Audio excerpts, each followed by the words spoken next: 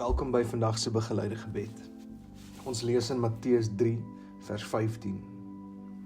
Maar Jesus antwoord hom: "Nogtans moet jy dit nou doen, want dit is reg dat ons op hierdie manier aan God se wil gehoorsaam is." Kom ons raak vir 'n oomblik net stil voor die Here. Maak jou hart stil en word bewus van God se teenwoordigheid. Hy is hier. Hy ken jou.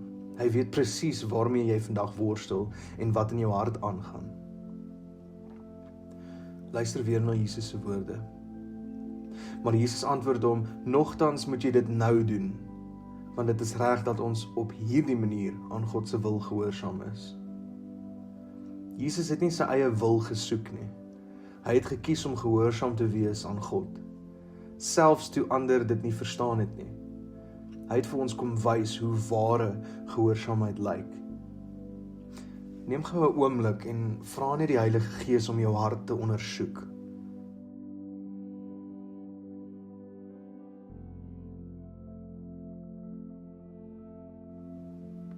Wat keer jou om volkome gehoorsaam aan God te leef?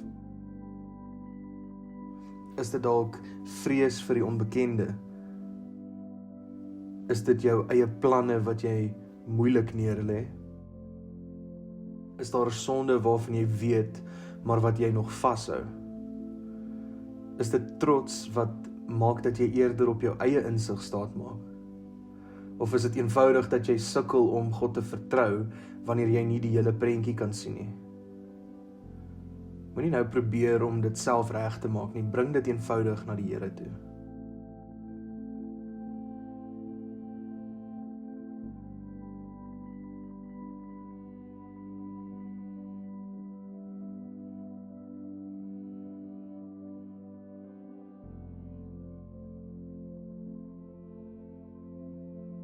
Here, dankie dat U ons so lief het, dat U self na hierdie aarde toe gekom het.